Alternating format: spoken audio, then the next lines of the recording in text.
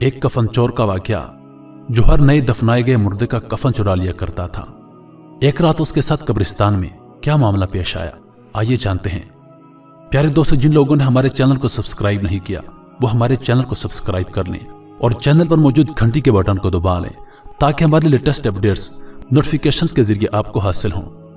एक बुजुर्ग जिनका नाम हजरत सैयदना अबू इसहाक रहमतुल्लाह अलैह है, आप फरमाते हैं कि एक शख्स हमारी महफिल में आया करता था मगर उसका आधा चेहरा हमेशा छुपा रहता था। एक मर्तबा मैंने उससे पूछा कि तुम अपना आधा चेहरा छुपाए रखते हो, इसकी क्या वजह है, मुझे इस राज से आगाह करो।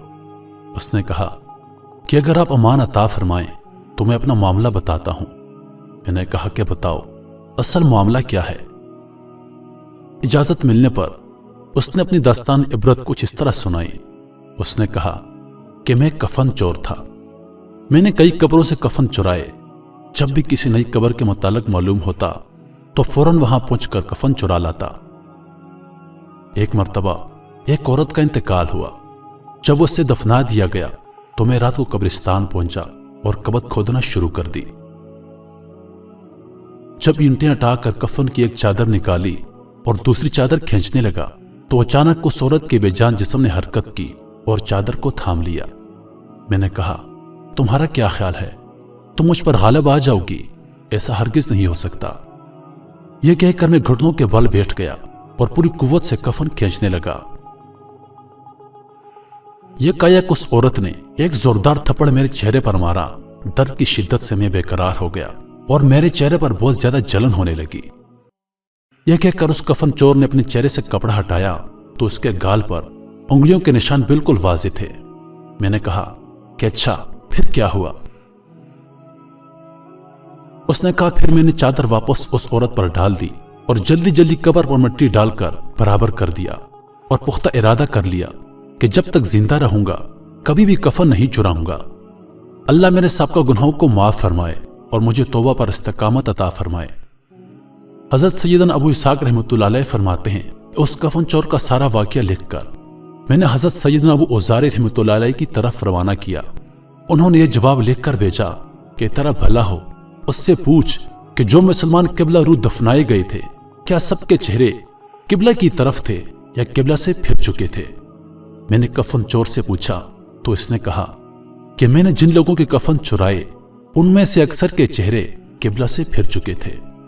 हजरत सैयदना अबू इसहाक रहमतुल्लाह अलैह फरमाते हैं कि मैंने यह बात लिखकर हजरत अबू औज़ार रहमतुल्लाह अलैह की खिदमत में भेजी तो उन्होंने जवाब में ये तहरीर भिजवाई कि इन्ना लिल्लाहि व इन्ना इलैहि राजिऊन। ए इसहाक रहमतुल्लाह अलैह, जिन लोगों के चेहरे किबला से फिर चुके थे उनका खात्मा सुन्नत पर नहीं हुआ। प्यारे दोस्तों, अल्लाह हमें अपनी हिफ्ज़ व अमान में रखे और हमारा खात्मा हुजूर सल्लल्लाहु अलैहि वसल्लम की सुन्नत पर फरमाए। इस दास्तान इबरत में हमारे लिए इबरत के बेशुमार मदनी फूल मौजूद हैं। कितना तशवीशनाक मामला है कि जो लोग सुन्नतों से मुंह मोड़ लेते हैं, एहकाम शरीयत पर अमल पैरा नहीं होते और दुनिया को दीन पर तरजीह देते हैं, उनके साथ कब्र में इंतहाई वहशनाक मामला होता है। प्यारे दोस्तों, कब्र और आखिरत में लम्हा भर का अज़ाब भी बर्दाश्त से बाहर है।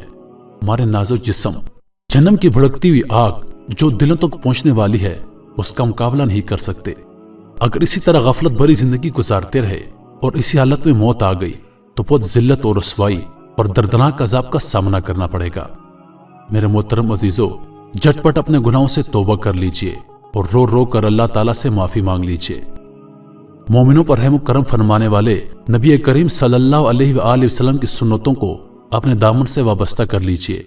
दुरूद व सलाम की कसरत कीजिए, इबादत और रियाजत की तरफ राग़िब हो जाइए।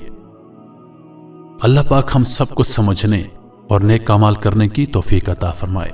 मजीद वीडियोस देखने के लिए हमारे चैनल को सब्सक्राइब करें और दिन की ताज़ा तरीन अपडेट्स के लिए चैनल पर मौजूद घंटी के बटन को दबाएं ताकि हमारी वीडियो सबसे पहले आप तक पहुंचे। अपनी दुआओं में याद रखिएगा। अल्लाह पाक आप सबका हाफिज व निगहबान। वस्सलाम।